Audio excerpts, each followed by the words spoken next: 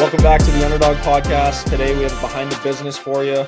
So on the last behind the business that we did, we talked about ordering the ingredients, ordering the cans. We had a mishap with some spelling errors on the can that turned into a fiasco, but we ended up getting it all situated. So if you haven't listened to that one, I recommend going back to that, listening to it, so you can kind of understand where we're at in the process.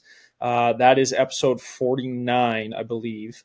And today we're going to be going over production day. So this was, finally we got all the pieces into place, and we end up going down to Georgia to our co-packer to make this all happen and make the product come to fruition, which was one of the coolest moments I've ever experienced. Like seeing the cans come off the line, and it was exhilarating. Like I feel like that's the only way I can really describe it, because we had been through a lot at that point, and that day too, the previous day that we had, the travel day that we had to get there, and which we'll dive into right now. But it was a crazy experience. I know Dylan thinks the same, but Dylan, what are your first thoughts on production day?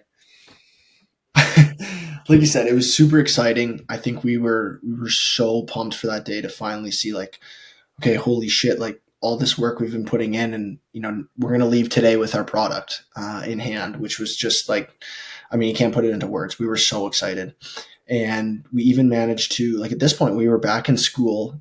This is the end of September of 2022. So we're full on with school and hockey.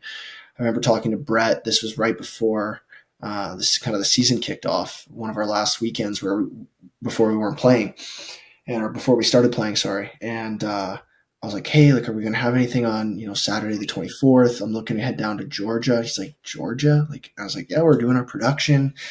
And we managed to get CMC to do a Saturday run for us. Like, the stars really aligned to try and make that work for us with everything we had going on, being full-time student athletes when we were trying to make this happen. Yeah. But like you said, it was super exciting. And I think the LA trip was our first taste of like what our business trips were going to look like. And then this was just like on steroids. Like, okay, this is how it's going to be. Like, this trip was wild. I mean, we did a full week of school, and we were going through our testing that week too. Yep. So finished our testing and finished class on Friday. And then we both hopped on planes. You flew from Boston, didn't you? Yep. And I flew from JFK. I had Gorms drop me off at the airport. We both took flights that night, and Olivia came too.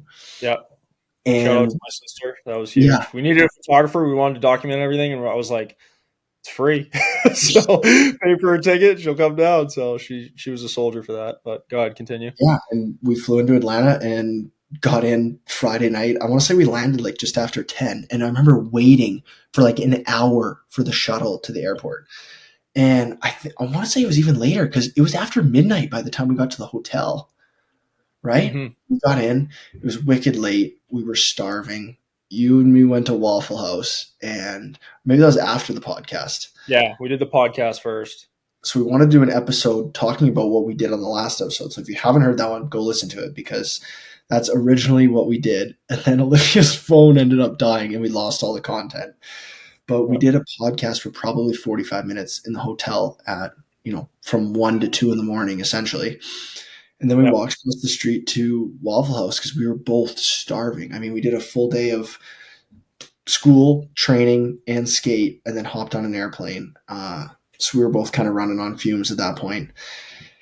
I want to say we called it a night about 3:30 after the podcast. Yeah, it was 3:30. And at that point, we were like, I mean, we're not going to be sleeping much. It was more of a nap at that point. It was. We set an alarm. We didn't even set an alarm. We set a timer for 45 minutes, and that was our sleep. Like, that was so crazy. Yeah. Oh, God. That was insane. Because, I mean, the whole point of the podcast was to basically document everything up to that point and have that kind of a part of the release, right? Like, when we launched the product, people can actually see what it was like and how we came across that. And it was so disappointing because it was awesome. Like, it was a video format podcast in person. Everything was all lined up. We had the 2 cameras, and then obviously we had some technical difficulties, but that's why we're doing this now, right? to document everything that we've had. And, but that was, honestly, we were just running on so much adrenaline at that point, because we were there. We knew that we were flying back the next day, and just to put together a schedule for you guys that we had is that when we arrived, we knew we were gonna get there pretty late. We were gonna do the podcast, grab a quick bite to eat, take our 45-minute nap, and we had to get up at 4:30 the next morning to get to the production facility at 6 a.m. I believe it was, because it was about an hour away. Yeah. And oh my god, did I crashed in the car on the way there. When I woke up, I felt like I got hit by a bus. It was awful. We both cashed out, and and we pulled up too because we got there right at 6. No one was there. We both like wake up. We're in the middle of like a light industrial area. Yeah. There's no cars around. We're like, this guy's gonna kill us. What the hell are we doing? Oh god! I mean, your sister's in the back too. It's just like classic us. Like just Yeah. that was a UD business trip. Yeah. Yeah, and finally, blanking on his name, the project manager for the site. Cole. Cole, right? Cole Maddox, yeah, shows up. And we're like, okay, like everything's good, like production's happening, Yeah. and yeah, we get in there, we get the first couple samples, see the cans, like we're like, holy! And that was when we discovered how many cans we lost too. We ended up losing 20% because the one pallet, I mean, it looked like it had fallen over in transport. And he's like, look, this is how it showed up.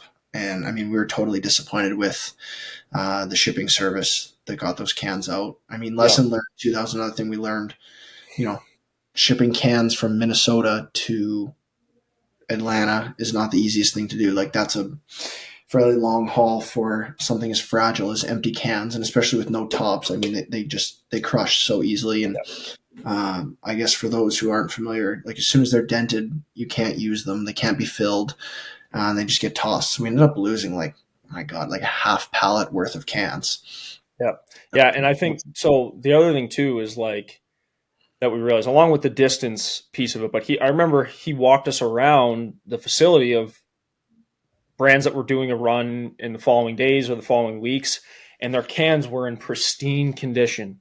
And this is where the whole having your resources, takes flight, because at that point we were just kind of going on a whim. We were like, okay, this can production company seems good. Let's use them. We were referred to them. But when you see that on site, it's like, wow, these people have it figured out, right? I forget what brand we were looking at, but every single can was perfect. And Cole was, kind enough to give us more resources and contacts to use for future production runs, because that significantly changes unit costs and your profitability and your margins and everything like that when you account in for lost cans.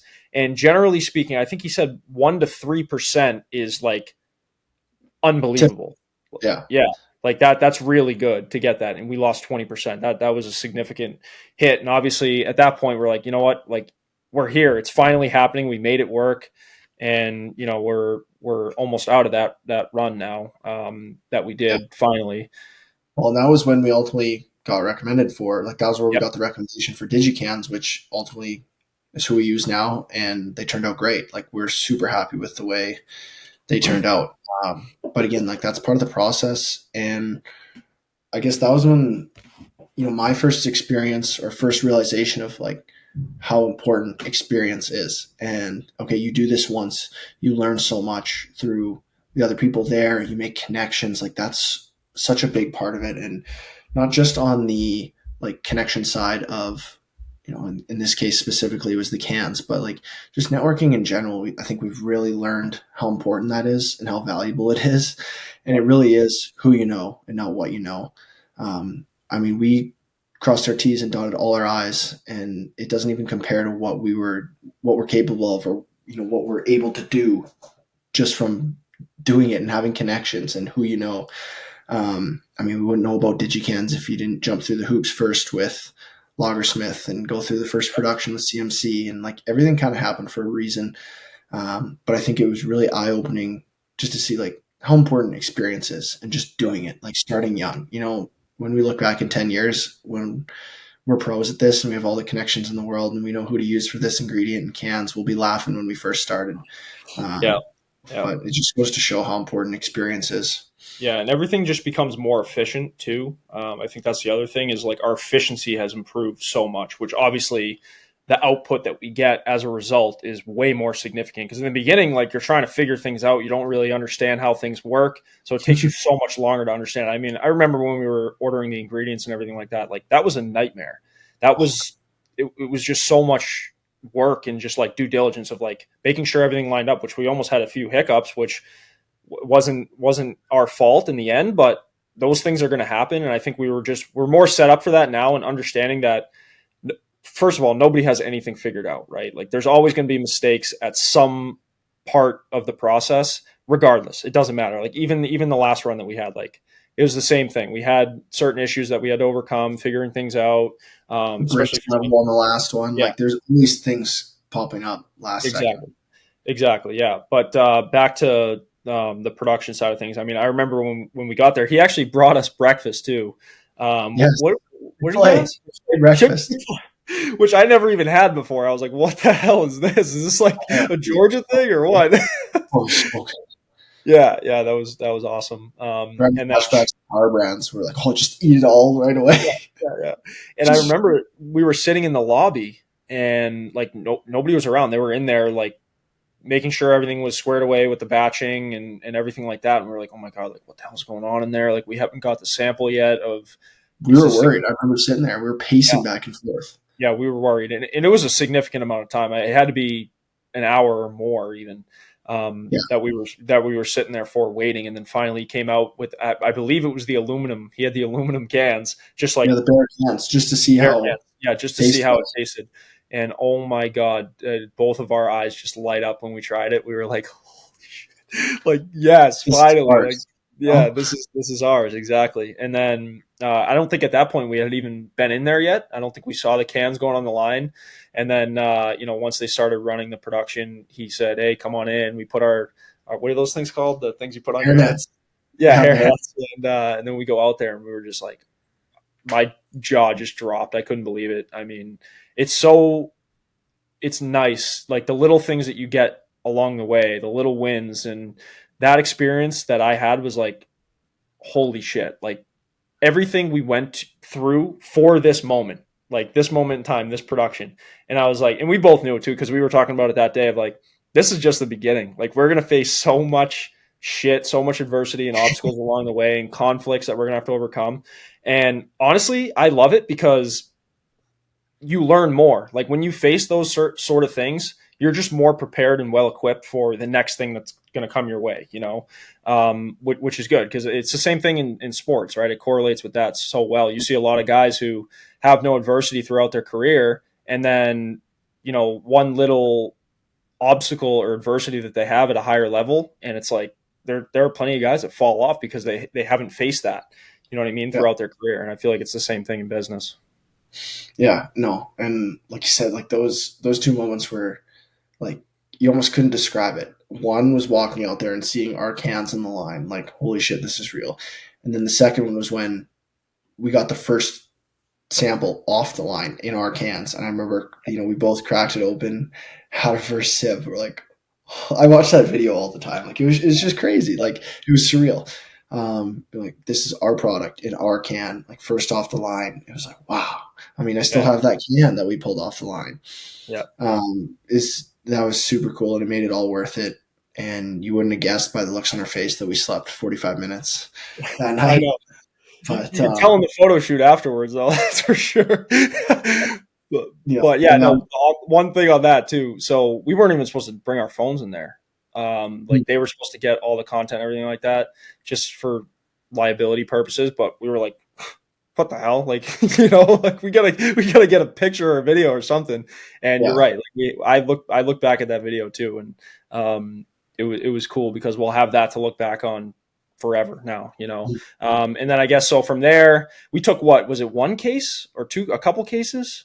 We took 2 cases. Yeah, so we took 2 cases out of there. We had rented a gym facility not too far up the street back towards the airport because we had to make sure that we made our flight, and we rented it out for, I think it was like 3 hours, 2 or 3 hours or something like that, to get an initial content shoot. We left samples for that gym as well. to get them to try it. And but that was an interesting photo shoot because we were both just depleted. Like we probably had what two UDs at that point, and we were drinking another one. Yeah. And we were trying to work out, do everything we could do under the sun, like full body workout, get as much content as we could. And we're both just dragging. But Yeah, that was part of it. Yeah. I think we had it for 3 hours and we were there just about the whole time. yeah, and we And filmed the About Us video. yes, that was where we did the video. Oh my Yeah, God, I forgot about that. Yeah. We did the About Us video. I mean, I guess just to put the timeline in perspective, we were at the production facility from like 6 to 10, I want to say. And then from like 11 to 2, we were at the gym. And then we had to book it back into Atlanta to catch our flight out Saturday night, yeah, yeah. which That was crazy. But we stopped for food, I believe, before we actually went to the gym, which is where we got our first customer. So yes, we got our Subway. first customer there. We were the only ones. It was some like breakfast place or sub shop or something like that. There was nobody else in there. What was it, Subway? Subway, Okay, it yes. was Subway. So we were the only ones in there, and they saw us like we were in our polos and stuff like that, and we had the product there. They're like, "Oh, like what's going on here?" We're like, "Oh, we just produced our product. Like we're going to be launching in a couple weeks." And they're like, "Oh, we'll be your first customers." And we sold two But all cans. right. Yeah. Yeah. Yeah. So We're like, that wow, was this is easy. yeah, yeah. Yeah. So that was cool. And then obviously we did the shoot over there at the gym, did the About Us video, um, which was really cool. And I think it came out great because it really captures everything that we're about as a brand and why we created the product. So if you guys haven't seen that either, like head over to our YouTube. We have the full length. I think it's 8 minutes or something like that on our YouTube, but it really outlines who we are and what we're trying to accomplish with this brand as we continue to grow and move forward with new products and bringing on new athletes and growing our affiliate programs and whatnot. So feel free to head over to our YouTube to watch that. And then, like Dylan said, from there we went to the airport, which we slept on the whole way there, and it was pretty far, like from the airport. It was About an hour, wasn't it? Yeah, it was an hour, a little over an hour, or something like that. And honestly, I think the rest of the day for me was just a blur. Like I don't really remember much from the rest of that because it was just like you could finally breathe, right? Like we were trying to meet this tight schedule that whole 24 hours, and we did it. Like we made it work.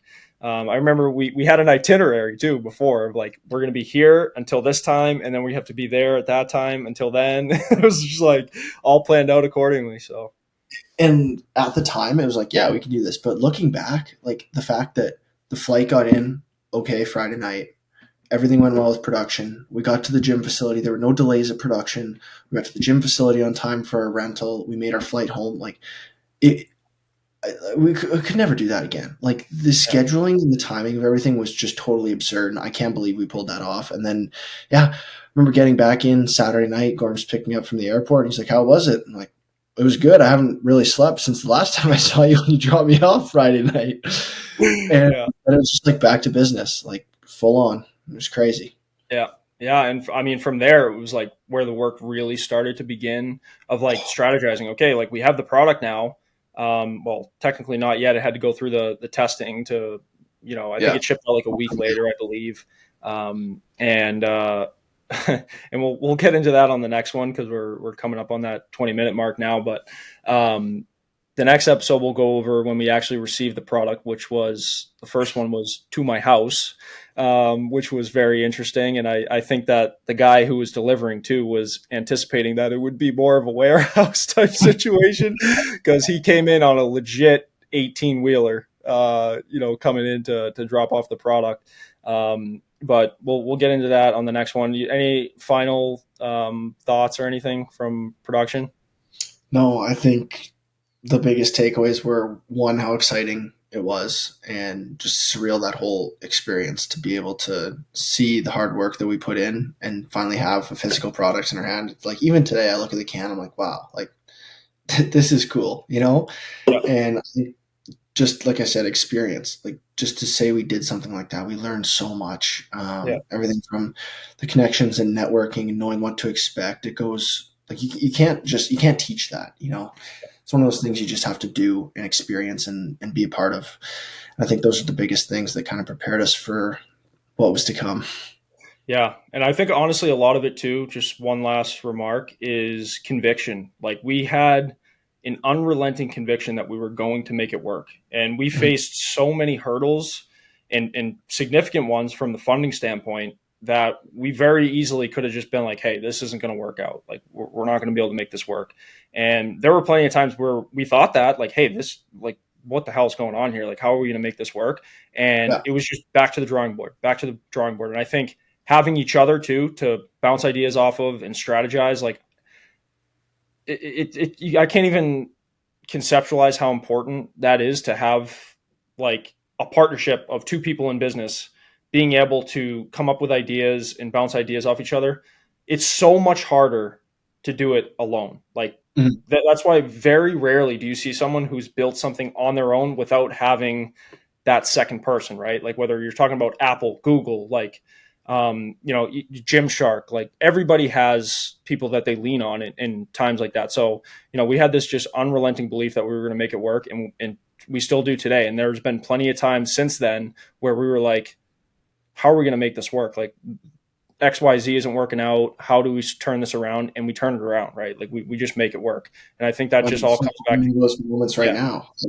Exactly. And you always if you always have the belief that you're going to make it work, then you will make it work, right? Especially if you believe in something enough to be able to put in the hours and put in the work to make it happen. So hopefully you guys enjoyed that little story. I think the next one will have more funny stories for you guys when we actually got the product in our hands with all the inventory and kind of how we took it to market from there and our official launch day and everything like that. So once again, we thank you guys for listening. The two of us talk.